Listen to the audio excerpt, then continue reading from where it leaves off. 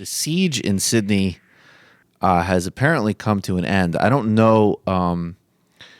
The last I checked before we went on air, there was reports that 2 people had lost their lives. Police were not confirming that in Sydney. They were only confirming that the siege had ended.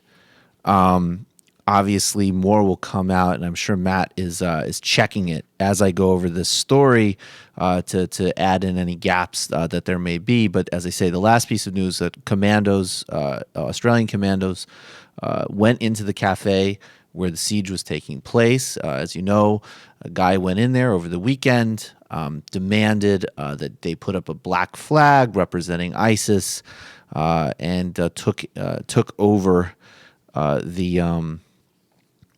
this cafe in Sydney, and there's a little bit that's come out about this guy. I think it's interesting because look, obviously there is a Muslim dimension to this in the sense that he was a cleric.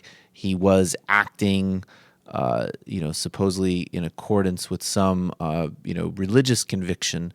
But when you kind of look into this guy, who was an Iranian cleric named Man Haran Monis, who has actually had asylum in Australia from Iran. I'm not actually sure about that process. Information is just emerging about him. Iranian, unless someone corrects me, I'm assuming presumably he was Shia. It would be very bizarre why a Shia cleric would want the ISIS flag to represent his actions when ISIS, of course, are fanatical Sunnis, kind of bent on literally wiping Shias out of the Middle East.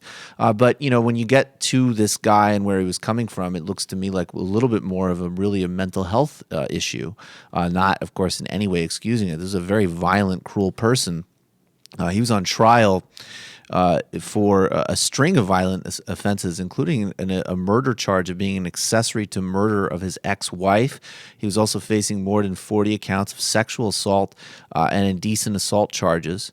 And he also been convicted of sending offensive letters to deceased Australian soldiers. So he sounds almost to me like a kind of violent, abusive man, mixed with almost like the that church in Kansas, the Fallsboro Baptist Church that harasses people and tries to, through the letter to the soldiers. Westboro Baptist Church. But yes, here's what I have to add. Yeah. He was a Shia Muslim, right? So that makes no sense. But seems to have converted to Sunni Islam just last month. Okay, and but that would sort of fit a pattern of sort of, again, a real mental health issue here.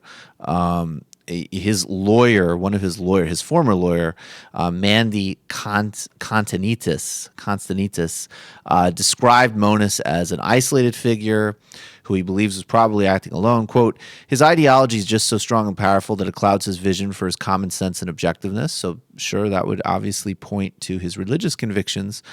But he also said, look, he went on to say, knowing he was on bail for very serious offenses and knowing that while he was in custody, some terrible things had happened to him, I think he thought he may consider that he was going to lose, and hence participating in something as desperate and outrageous as this. He claimed he suffered from poor treatment while in prison.